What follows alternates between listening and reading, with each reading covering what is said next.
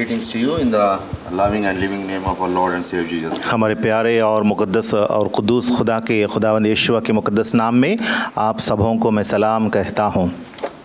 For our worship meditation, shall we all turn our Bibles to Hebrews chapter 13 and verse 15. इबादत के वास्ते मुताला करने के वास्ते हम सब मिलकर इब्रानियों की किताब बाब नंबर 13 से पढ़ेंगे। Hebrews chapter 13 and verse 15. इब्रानियों की किताब बाब नंबर 13 और आयत number 15। By him therefore let us offer the sacrifice of praise to God continually, that is the fruit of our lips, giving thanks to his name. बस हम उसके वसीले से हम्द की कुर्बानी यानी उन होंठों का फल जो उसके नाम का इकरार करते हैं खुदा के लिए हर वक्त चढ़ाया करें। We have come here to offer the sacrifice of praise to God. हमारे खुदा के लिए हम्द की कुर्बानियाँ गुजराने के वास्ते हम यहाँ मौजूद हैं। That is the fruit of our lips. यह है हमारे होंठों का फल। By giving thanks unto his name. उसके नाम का शुक्रिया अदा करते हुए।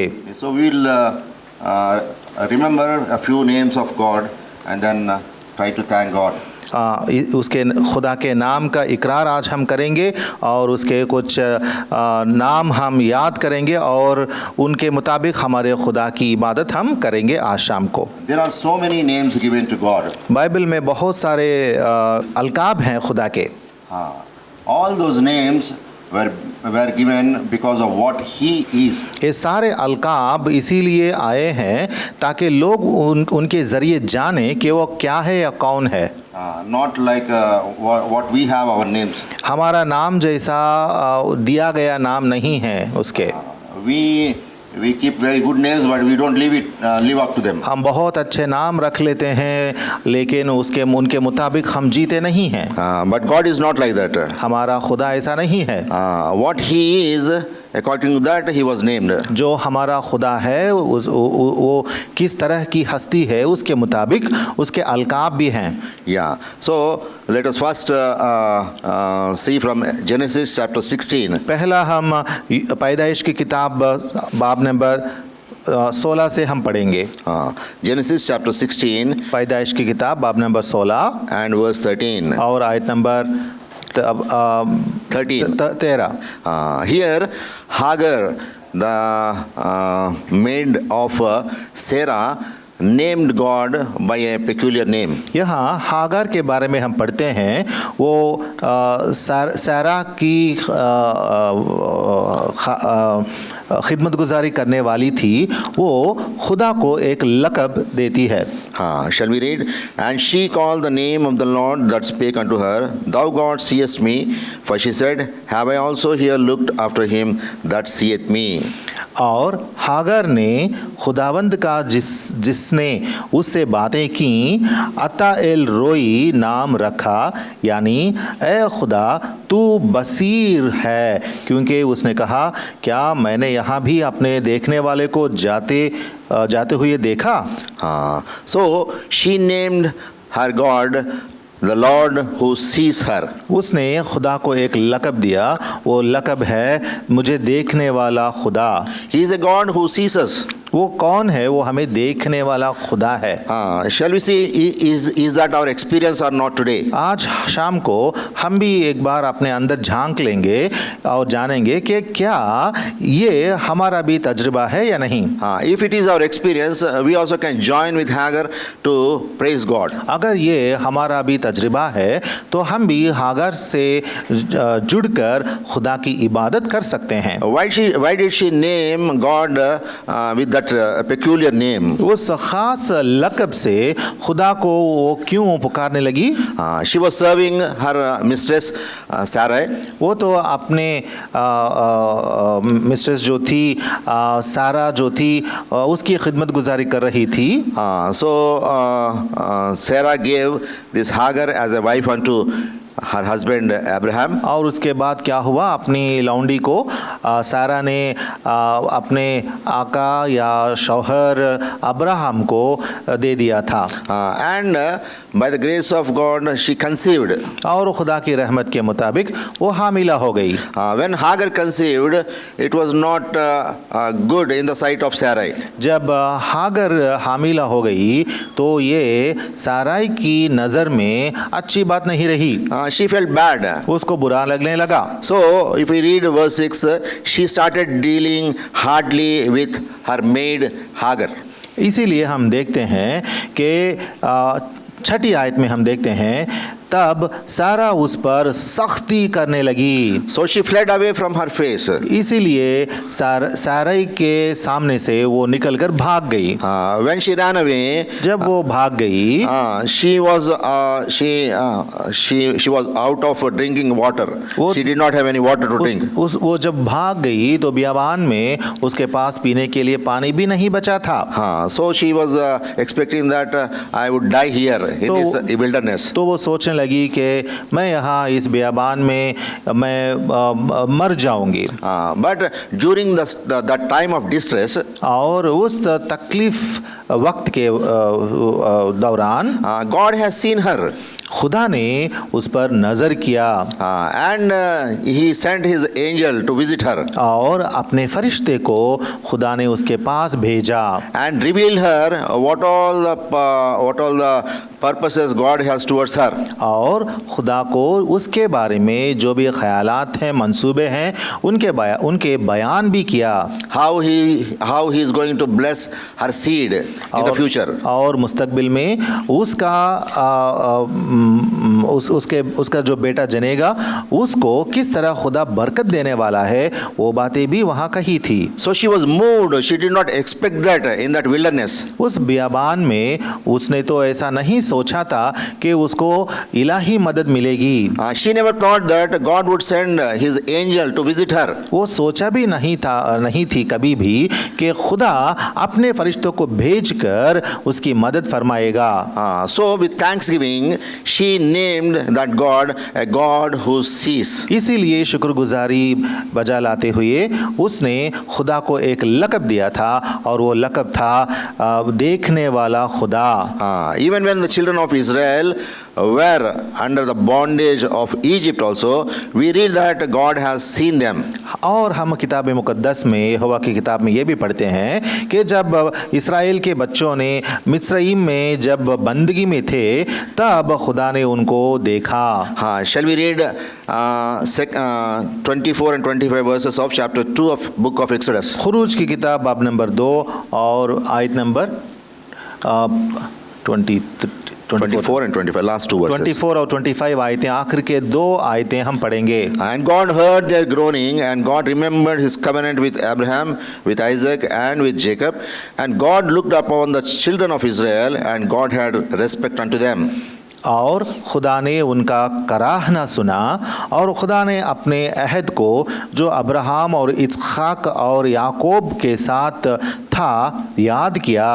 It is very true that he is a God who sees. ये तो हकीकत की बात है कि हमारा खुदा यहोवा देखने वाला बसीर खुदा है। He has seen not only Hagar, but he has seen the children of Israel also in their distress. उसने सिर्फ हागर को ही नहीं देखा बल्कि इस्राएल के बच्चों को भी देखा जब वो बहुत दुख में कराहने लगे थे। When he looked upon them, he had respect for them. और जब खुदा ने उन पर नज़र की तो उनकी बाबत खुदा के दिल में गैरत पैदा हो गया। So what did he do? तो खुदा ने क्या किया? Shall we read the 8th verse of chapter 3 of the same book? अब हम पढ़ेंगे खुरूज की किताब बाब नंबर 3 की आयत नंबर 8।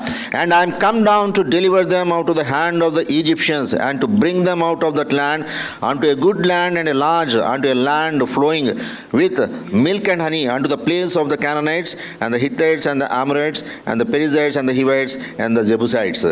और मैं उतरा हूँ कि उनको मिस्रियों के हाथ से छुड़ाऊँ और उस मुल्क से निकाल कर उनको एक अच्छे और वसी मुल्क में जहाँ दूध और शहद बहता है, यानी कनानियों और हित्तियों और अमोरियों और फरिजियों और हवियों और यबूसियों के मुल्क में पहुंचाऊं। He has sent his angel to Hagar, but उसने हागर के पास अपने फरिश्ते को भेजा, when he looked unto the distress of the children of Israel, लेकिन जब इस्राएल के बच्चों के कराहने को खुदा ने देखा, he himself came down तो वो खुद उतर के आया था to deliver them out of that hand of the Egyptians. उसको, उन लोगों को मिस्रियों के हाथ से छुड़ाने के लिए। And we all know that how he redeemed them or delivered them from the hand of the Egyptians. और हम इस बात से वाकिफ हैं कि किस कद्र, किस तरह से हमारे खुदा यहोवा ने इस्राएल के बच्चों को मिस्रियों के हाथों से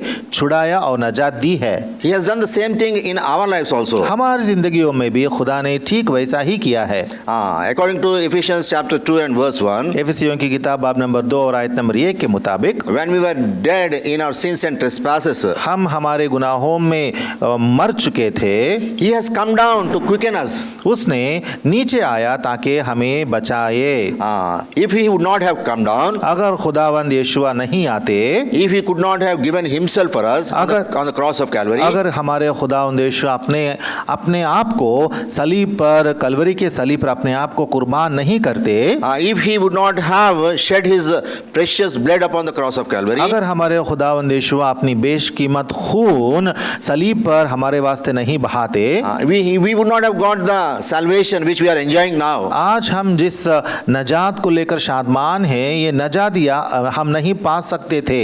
We just because of the reason that we are saved, we are in his presence today.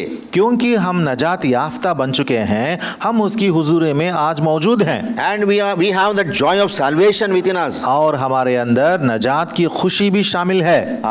For which reason we have come to worship God. और उस खुशी को लेकर, उस वजह से हमारे खुदा यहोवा की इबादत करने के लिए हम सब आ चुके हैं। Yes, so we also can say boldly and truly in our spirit that yes, he is a God who sees us. तो हम भी हमारे दिल में दिलेरी के साथ हम भी गवाही दे सकते हैं और बोल सकते हैं कि हाँ, हमारा खुदा हम पर नजर करने वाला बसीर खुदा है। Every day, every moment he is seeing on us. हर दिन, हर वक्त, हर लम्हा वो हम पर नजर फरमा रहा है। That is the reason we are so safe here. इसीलिए हम सब यहाँ पे महफूज हैं। Nothing is happening to us. हमको कुछ हमारी जिंदगियों में कुछ खराबी या बदी नहीं हो रही है। The world is full of evil and distress. दुनिया में तो बहुत तकलीफ है, अजियत है। But we are very safe. Just because God looks upon us. लेकिन हम तो बहुत महफूज हैं इस वास्ते कि खुदा हमारा हम पर नजर फरमा रहा है। So today we can also offer thanks unto his name that God is a God who sees us. इसीलिए आज सुबह, आज शाम को हम भी हमारे खुदा की तमजीद करेंगे क्योंकि हमारा खुदा हम पर भी नजर डाल रहा है। Yeah, we'll see the second name of God. और हमारे खुदा के दूसरे लक़ब पर हम जरा जोर डालेंगे। From the book of 1 Samuel, पहले समूएल की किताब chapter 7 बाब नंबर 7 and verse 12. आयत number 12। 1 Samuel chapter 7 and verse 12. पहले समूएल की किताब बाब नंबर 7 और आयत number 12। Then Samuel took a stone and set it between Mizpah and Shen and called the name of it Ebenezer, saying, hitherto hath the Lord helped us. तब समूएल ने एक पत्थर लेकर उसे मिस्फा और शेन के बीच में नस्ब किया और उसका नाम एबेनेज़र ये कहकर रखा, यहाँ तक खुदावंद ने हमारी मदद की।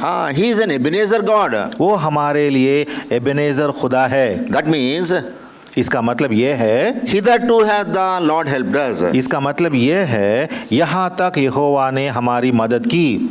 We have come thus far means he hath helped us. इस इतना दूर हम आए हैं, यहाँ तक हम आए हैं, इसका मतलब ये है कि हमारे खुदा की मदद हमारे साथ मौजूद है।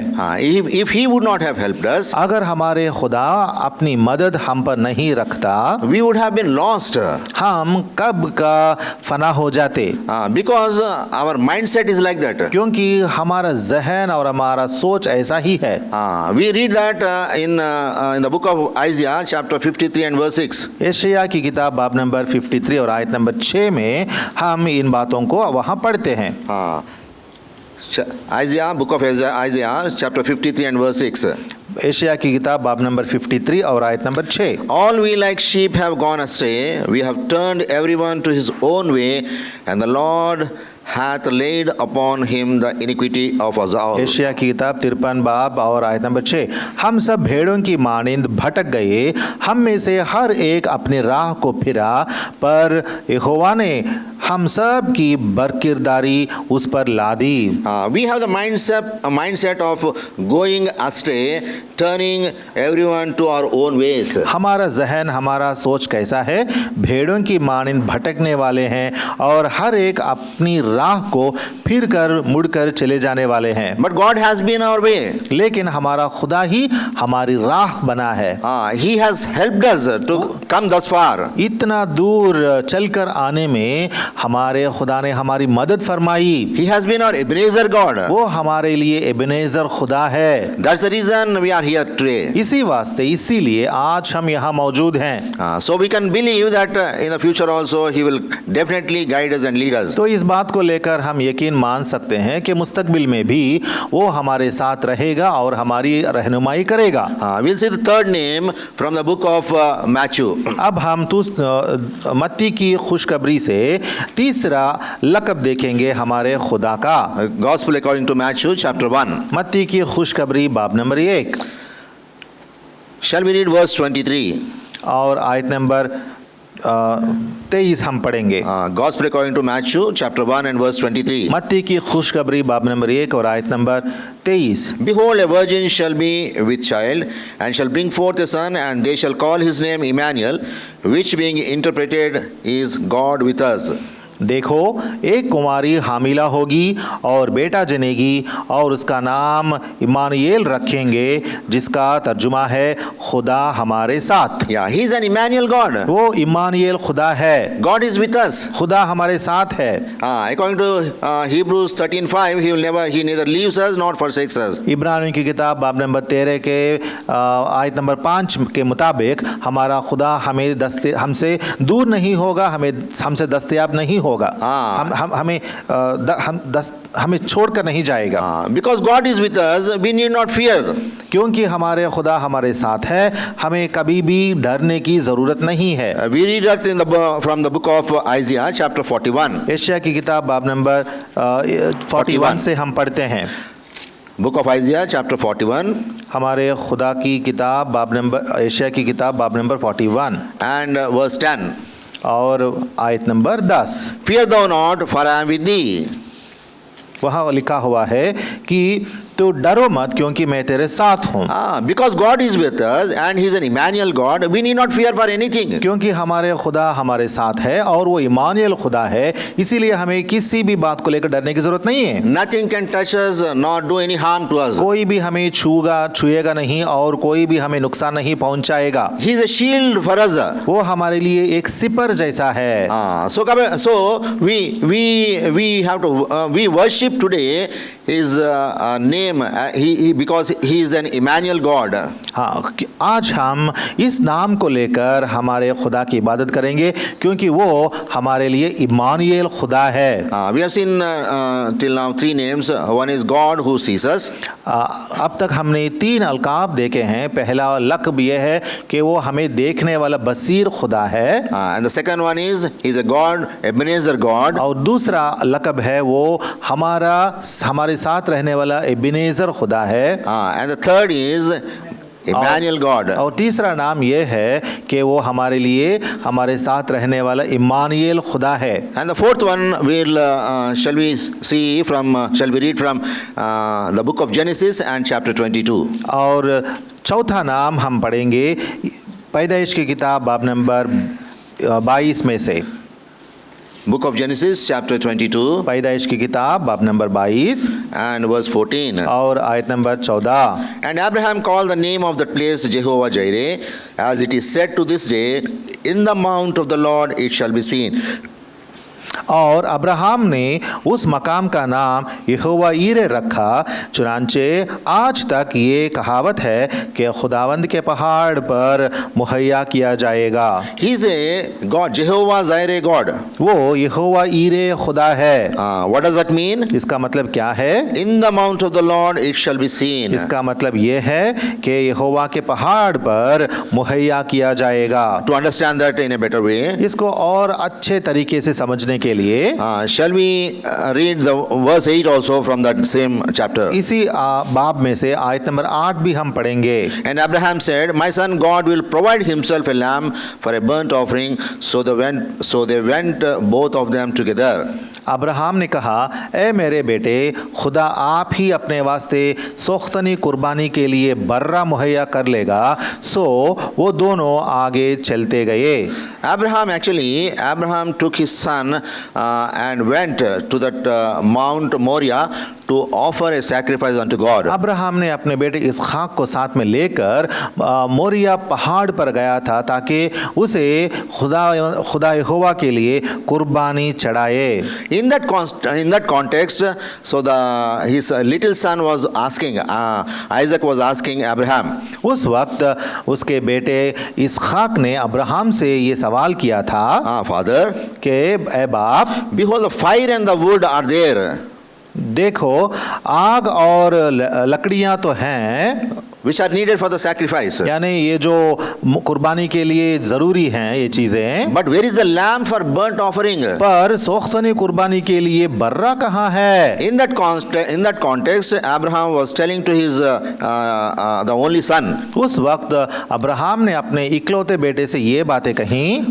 God will provide himself. उसने कहा कि खुदा खुद मुहैया कर लेगा। He is a God who provides us. वो हमारे लिए मुहैया करने वाला खुदा है। We need not worry about our tomorrows. हमारे कल के बारे में हमें तकलीफ उठाने की जरूरत नहीं है। He is a Jehovah Jireh God. वो यहोवा खुदा है, यहोवा ईरे उसका लक़ब है।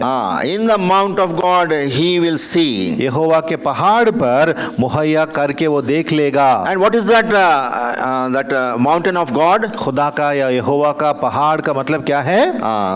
Actually, this was the Mount of Moriah. ये मोरिया पहाड़ है। Where Abraham was willing to sacrifice his only son Isaac to God. वहाँ पर अब्राहम ने अपने इकलौते बेटे इसहाक को यहोवा खुदा के वास्ते कुर्बानी चढ़ाने के लिए तैयार होकर गया था।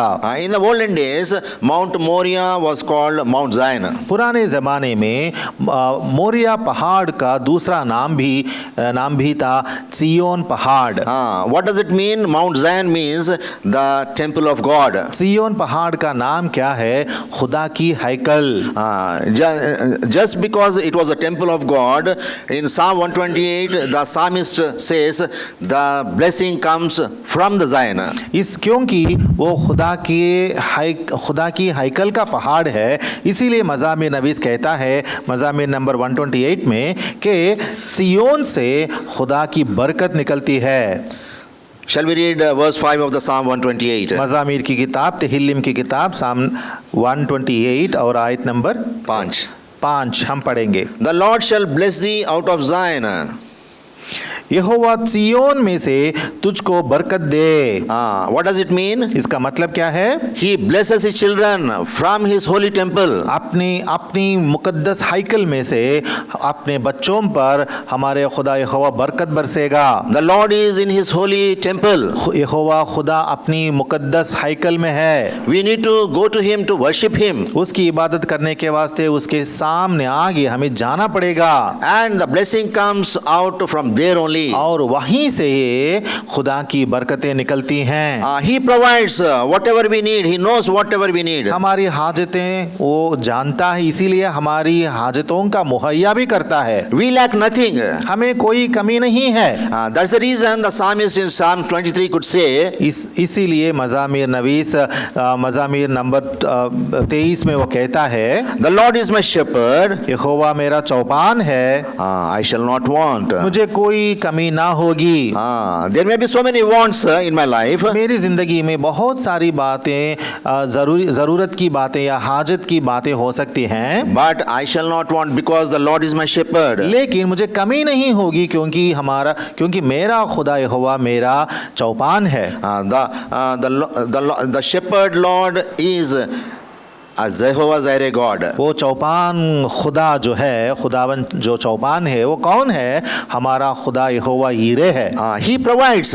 वो मुहैया करता है। He does not provide stale and stinking things. वो खराब हुई चीज़ें, फना हुई चीज़ें, ऐसी चीज़ें वो देता नहीं है। He gives fresh and new things. वो बहुत ताज़ी चीज़ें देता है। That's what we read in the Psalm 23. इन्हीं बातों के बारे में हमने मज़ामीर बाब नंबर 23 में पढ़ी है।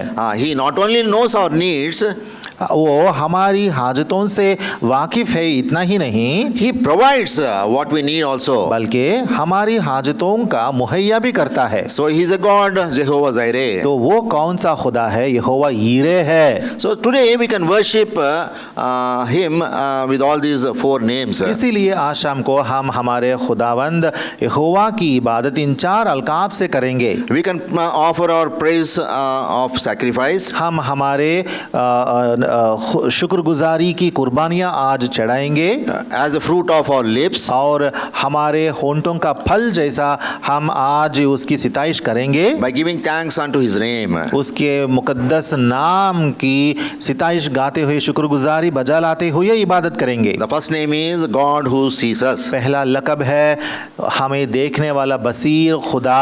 He always looks unto us. वो हमेशा हम पर नजर रखता है And He comes down to help us. और हमारी मदद फरमाने के लिए वो खुद उतर कर आता है। He came down to save us, deliver us. हमें बचाने के लिए, नजात बख्शने के लिए वो खुद नीचे आया। He comes down to help us. हमारी मदद फरमाने के लिए भी वो हमेशा नीचे उतर कर आता है। In every situation of our life, हर हालत में हमारी जिंदगी की He becomes our father and a mother also. वो हमारे लिए एक बाप होता है, एक माँ जैसा भी हो जाता है। That's what we read in the book of Isaiah chapter 66 and verse 13. यशायाह की किताब बाब नंबर 66 और आयत नंबर 13 में हम इन्हीं बातों को पढ़ते हैं।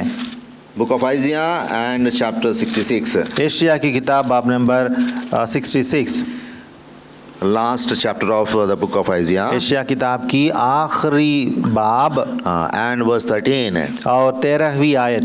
As one whom his mother comforteth, so will I comfort you, and ye shall be comforted in Jerusalem. जिस तरह माँ अपने बेटे को दिलासा देती है, उसी तरह मैं तुमको दिलासा दूंगा, यरूशलेम ही में तुम तसल्ली पाओगे। When He looks unto us and when He sees that we need comfort in our life, जब वो हम पर नजर करेगा और जब वो जान लेगा कि हमें हमारी जिंदगी में मदद की जरूरत पड़ी है, He comes unto us. He looks at us and comes unto us. वो हम पर नजर डालने के बाद हमारे पास भी आ जाता है And as a mother, He comforts us. और एक माँ की तरह हमें दिलासा भी देता है। Such a wonderful God we have, इतना शानदार खुदा हमारे पास है and we need to thank His name. और हमारे साथ ये खुदा जो है उसके नाम की तमजीद हमें गाना है। Second name we have seen is Ebenezer God. और दूसरा नाम या दूसरा लक़ब जो हमने देखा है वो है एबेनेज़र खुदा। Thus far He has helped us. इतना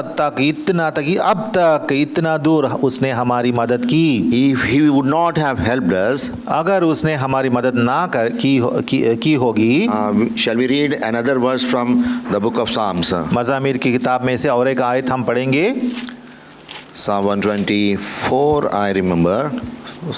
मज़ामीर की किताब बाब number 124, Psalm 124, verse 1.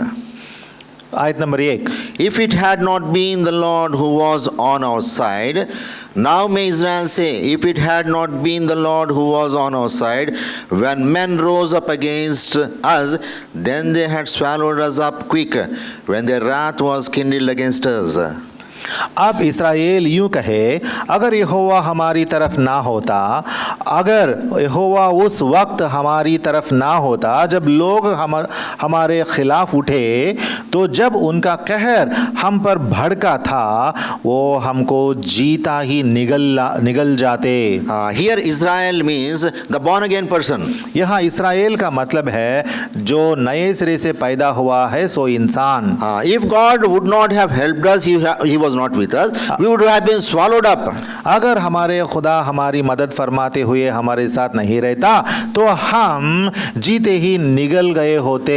So for that reason we have to worship him. इस वजह से आज हम हमारे खुदा की इबादत करेंगे। And the third name which we have seen is he is an Emmanuel God. और तीसरा नाम या लक़ब जो हमने देखा है वो है इम्मानुएल खुदा। That means God, he is with us. यानी वो खुदा जो हमारे साथ है। In every time, in every situation in our life and in every point of time. हमारी जिंदगी के हर हाल में, हर वक्त में He is with us. वो हमारे साथ मौजूद है। That's the reason he said, fear thou not. इसलिए वो कहता है बार बार कि तू डरो मत।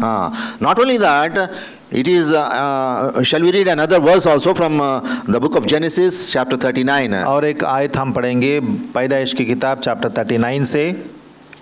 Book of Genesis and chapter 39. पैदाइश की किताब 39वां बाब And verse 2.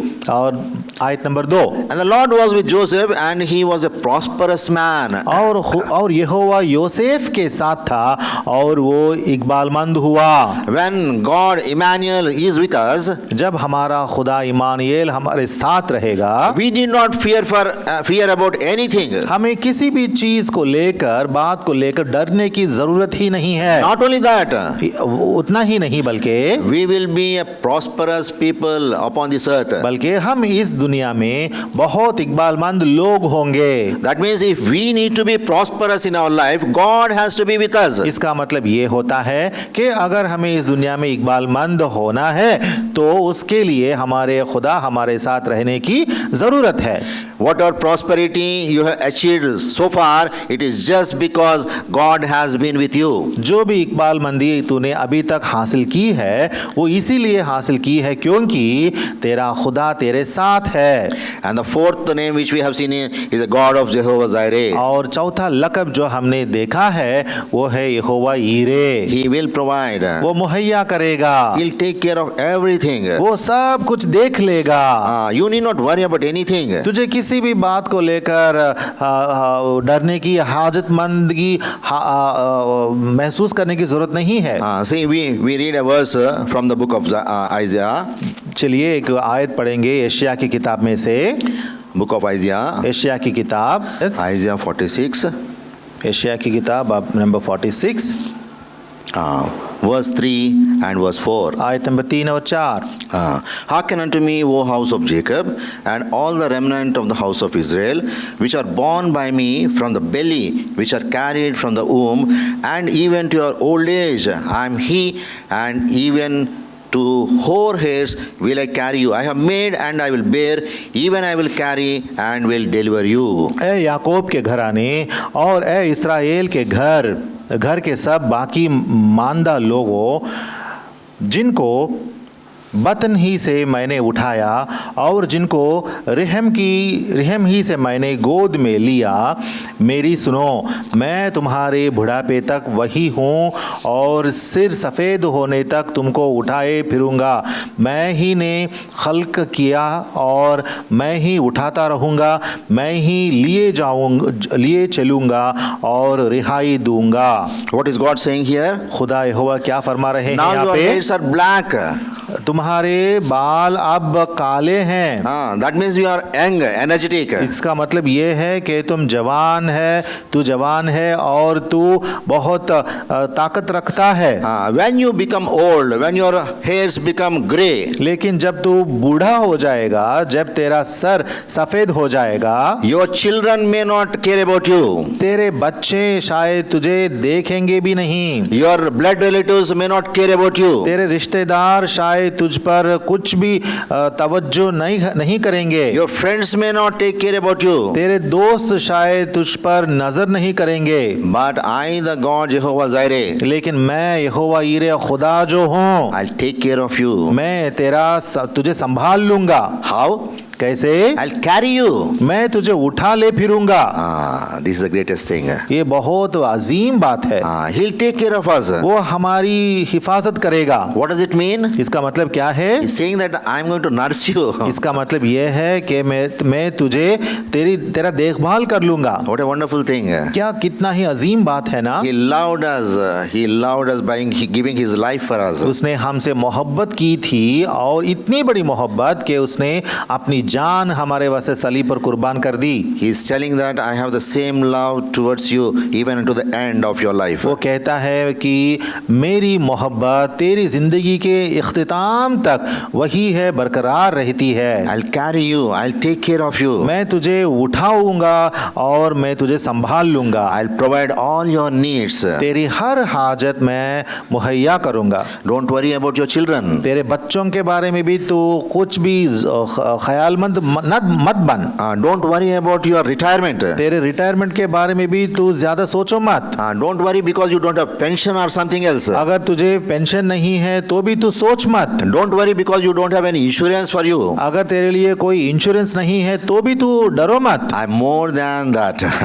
मैं तेरे लिए उससे भी बढ़कर हूँ। I'll take care of that. मैं देख लूंगा। I'm Jehovah Jireh. मैं यहोवा यीरे हूँ। I will provide what you require. तुझे जो भी जरूरत है मैं तेरी हर जरूरत मुहैया करूंगा। So let us praise and worship God. इसीलिए आज शाम को हम खुदावंद यहोवा की इबादत करेंगे और तमजीद गाएंगे।